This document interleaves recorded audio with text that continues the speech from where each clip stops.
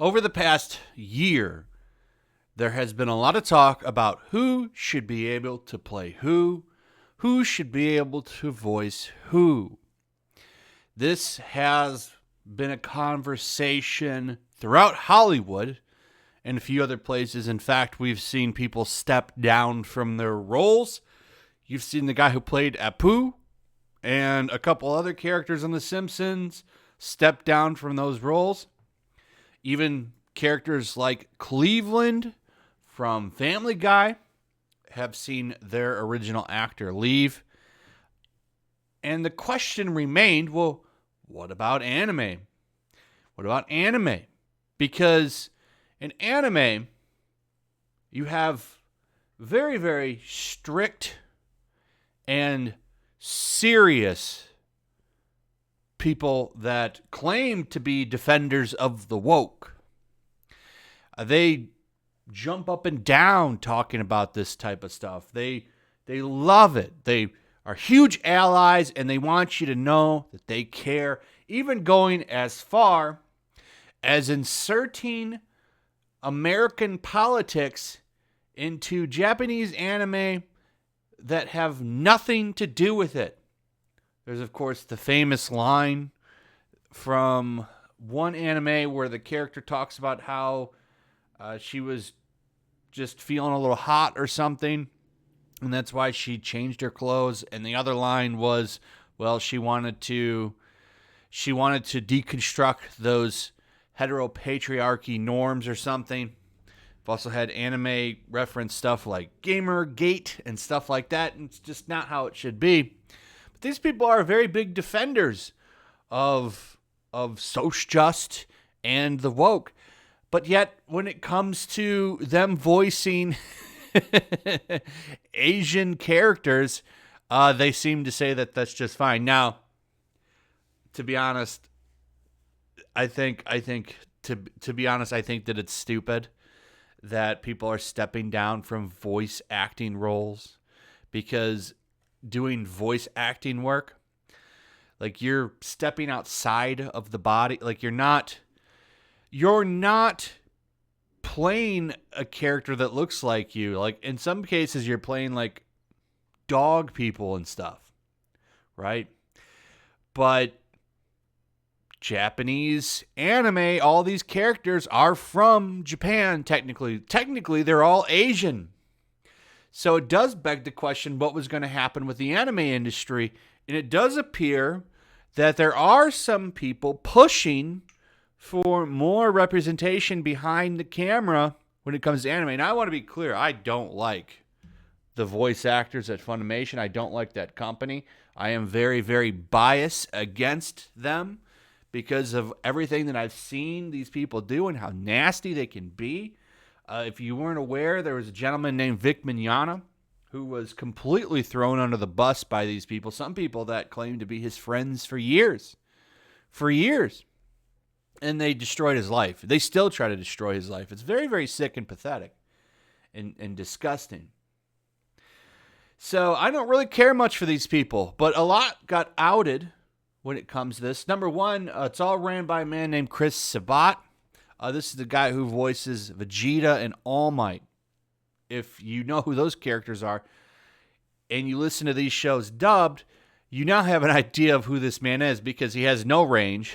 Every character sounds the same that he does, but yet he still gets massive roles in the anime industry. Well, why is that? Well, because he casts himself as these characters.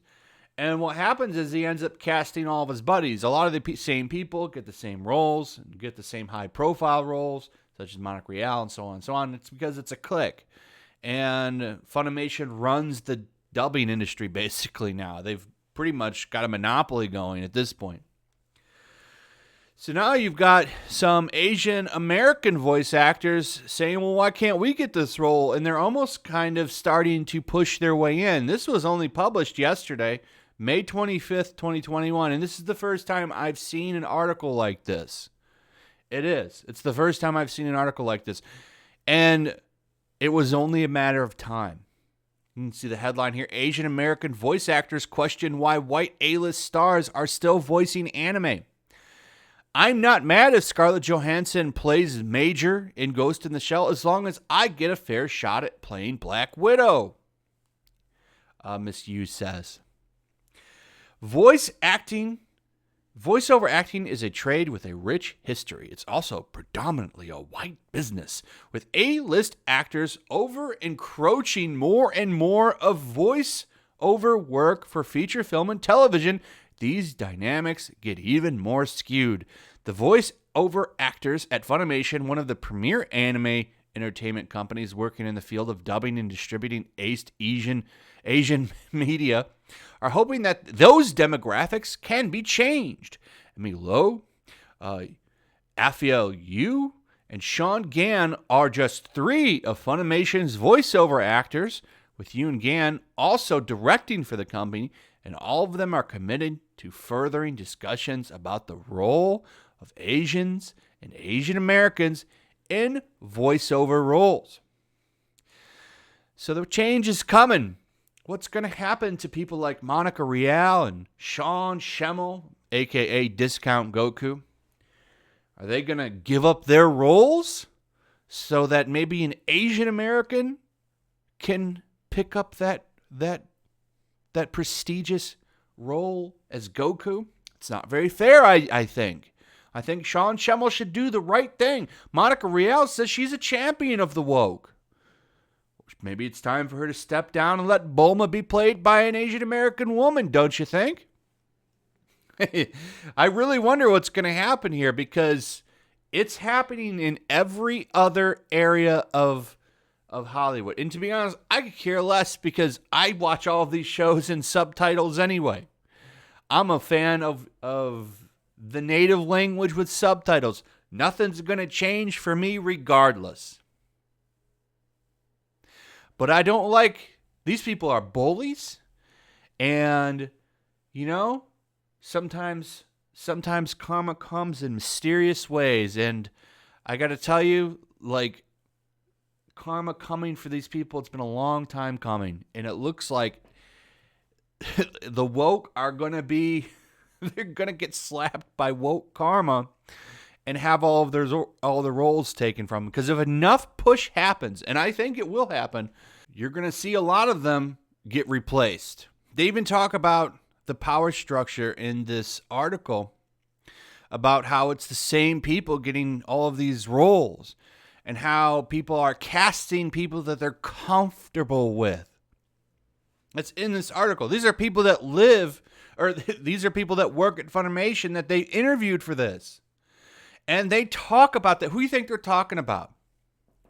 Who do you think they're talking about in Funimation?